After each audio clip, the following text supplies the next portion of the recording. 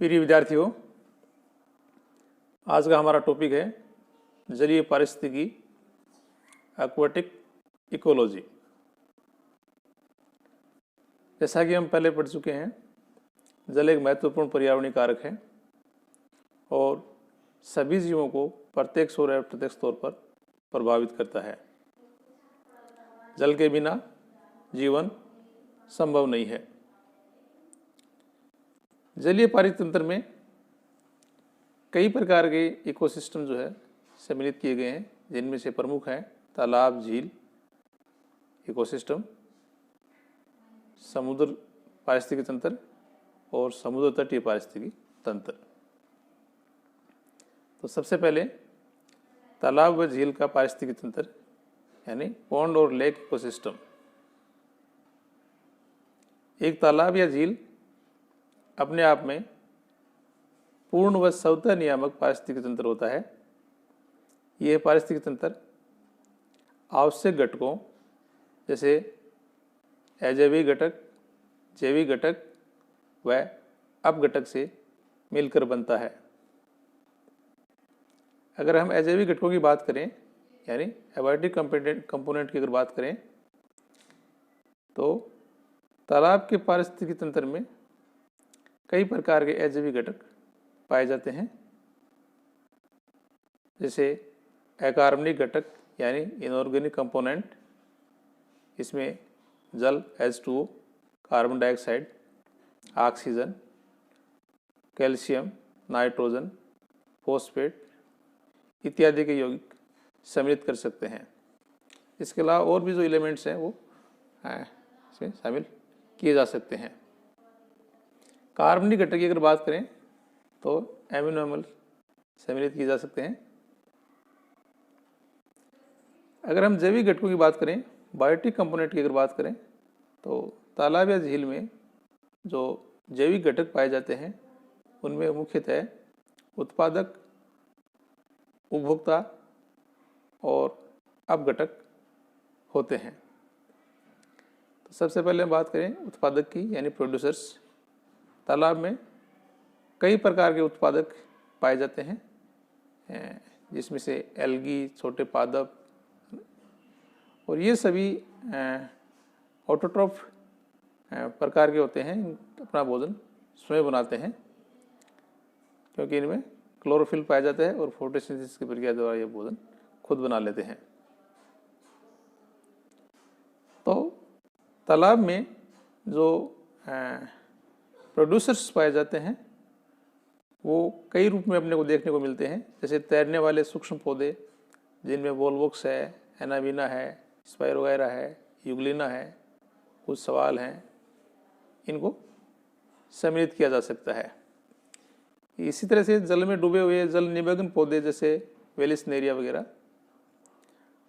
कुछ स्वतंत्र प्लावी पादप जैसे सिंगाड़ा, पिस्टिया, इसके अलावा कुछ बड़ी पत्ती वाले पादप जैसे कमल, कुमुदनी इत्यादि।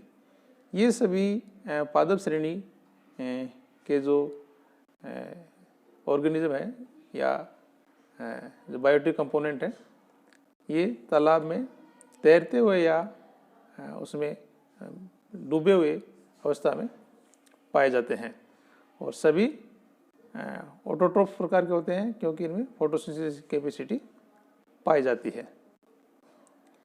जैविक घटकों में दूसरे उपभोक्ता होते हैं और ये उपभोक्ता जो हैं ये भी कई तरह के हो सकते हैं, प्राइमरी, सेकेंडरी, टर्सरी।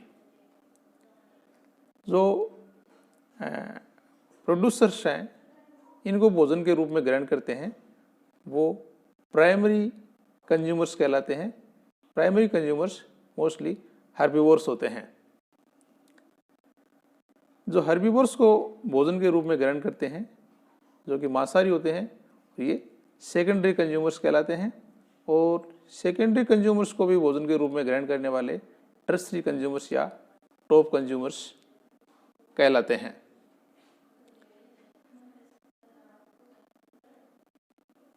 अगर हम अपघटक की बात करें, डिकम्पोजर्स की अगर बात करें, सेप्रोफाइट्स की अगर बात करें, तो तालाब की तली में पेड़ पौधे या जो जलीय जंतु डेड हो जाते हैं वो तलछट के रूप में जमा हो जाते हैं, तली में जमा हो जाते हैं।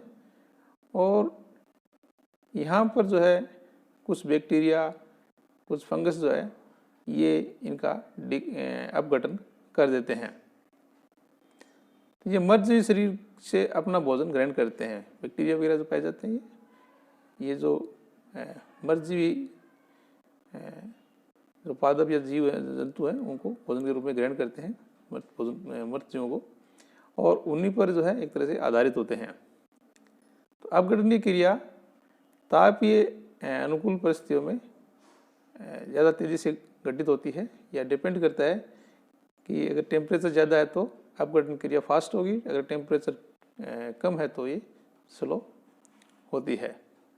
तो कहने का मतलब है अपघटनीय क्रिया में टेम्परेचर की महत्वपूर्ण भूमिका होती है। अगर हम समुद्री या महासागरीय पारिस्थितिक तंत्र की बात करें, मैराइन इकोसिस्टम की बात करें, तो हम ये जानते हैं कि लगभग पृथ्वी का 2/3 भाग जो है जलमग्न है, और इसमें बड़े बड़े महासागर जो हैं एक बड़ा भाग घिरे हुए हैं, जैसे अटलांटिक महासागर, प्रशांत महासागर, आर्कटिक महासागर, अंटार्कटिक महासागर। ये जो बड़े जल क्षेत्र हैं, ये पृथ्वी का बड़ा भूभाग जो है ये घेरे हुए हैं। और यहाँ पर यानी इन जल क्षेत्र में या महासागरीय इकोसिस्टम में इसका अगर अवलोकन हम करें तो यहाँ पर मुख्यतः 2 घटक अपने को दिखाई देते हैं, एक जैविक घटक और दूसरा अजैविक घटक, यानी एबायोटिक कंपोनेंट और बायोटिक कंपोनेंट।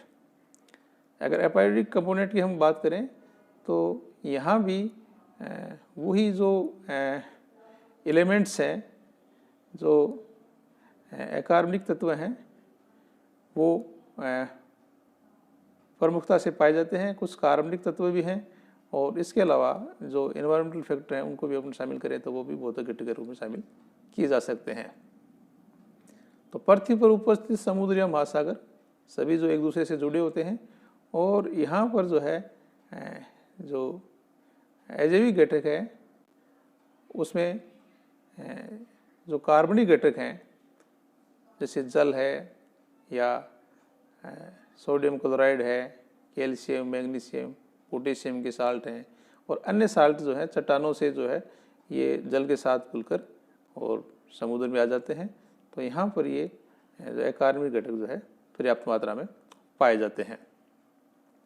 इसके अलावा भौतिक घटक, ये भौतिक घटक जो है समुद्र के अलावा जो नदी या झील जो है, तालाब जो है, वहाँ पर भी ये पाए जाते हैं, जिनमें जैसे जल की बात, जल है, वायु यानी गैसों का जो मिश्रण है, तो विभिन्न गैसें भी जल स्रोत में पाई जाती हैं। ये डिपेंड करता है कम ज़्यादा। इसके अलावा प्रकाश भी एक फैक्टर है, और टेम्परेचर भी। हालांकि इसमें वेरिएशन पाया जाता है, लेकिन ये घटक जो है पाए जाते हैं। इसके अलावा अगर कार्बनिक घटक की बात करें तो कार्बोहाइड्रेट, लिपिड, प्रोटीन इत्यादि जो है ये जलीय पादप या जो जीव हैं उनके शरीर में पाए जाते हैं। इसके अलावा अगर हम जैविक घटकों की बात करें तो यहाँ पर भी प्रोड्यूसर्स जो है पाए जाते हैं, और प्रोड्यूसर्स जो है वही क्लोरोफिल युक्त प्लांट होते हैं जो प्रकाश संश्लेषण की क्रिया के द्वारा अपना भोजन स्वयं बनाते हैं, यानी ऑटोट्रोफ्स होते हैं। मुख्यतः जो है भूरी सवाल या लाल सवाल या डाइटम्स वगैरह या कुछ एल्गी और अन्य जो समुद्री पादप हैं वो जो है मुख्य उत्पादक यानी प्रोड्यूसर्स होते हैं। कहाँ पर? मैराइन एरिया में, यानी जो जैविक घटक है मैराइन एरिया में, उनमें प्रोड्यूसर के रूप में जो है भूरी लाल सवाल और डाइटम्स और इसके अलावा कुछ जलीय पादप जो है पाए जाते हैं। उपभोक्ता की बात करें यहाँ पर तो ये ज़्यादातर हेटेरोट्रोफ हैबिट के होते हैं, और प्रत्यक्ष अप्रत्यक्ष रूप से ये मुख्यतः जो हर्बीवोर्स हैं प्रोड्यूसर्स जो हैं उन पर डिपेंड रहते हैं। यहाँ भी जो है जो कंज्यूमर्स हैं इनको हम 3 श्रेणी में बांट सकते हैं, जैसे प्राइमरी कंज्यूमर्स, और प्राइमरी कंज्यूमर्स जो है ये भी हर्बीवोर्स प्रकार के होते हैं। ये जो प्रोड्यूसर्स हैं उन पर भोजन के लिए निर्भर होते हैं। इनमें मोलस्कन जंतु, कुछ क्रस्टेशियन जो है या छोटी मछलियाँ जो है, इनको सम्मिलित किया जा सकता है। सेकेंडरी जो कंज्यूमर्स हैं, द्वितीयक जो उपभोक्ता हैं, ये प्राइमरी कंज्यूमर्स को भोजन के रूप में ग्रहण करने वाले मांसाहारी जीव होते हैं और ये अपेक्षाकृत थोड़े से जो है प्राथमिक जो उपभोक्ता हैं उनसे थोड़े से आकार में बड़े होते हैं। जैसे कुछ बड़ी मछलियाँ, ऑक्टोपस है, इनको सेकेंडरी जो कंज्यूमर है श्रेणी में शामिल किया जा सकता है। इसी तरह से तृतीय उपभोक्ता या टर्सरी कंज्यूमर्स, ये सर्वोच्च श्रेणी के मांसाहारी जीव होते हैं जो प्राथमिक और द्वितीय दोनों प्रकार के जो कंज्यूमर्स हैं उनको भोजन के रूप में ग्रहण कर लेते हैं, जैसे व्हेल, शार्क इत्यादि।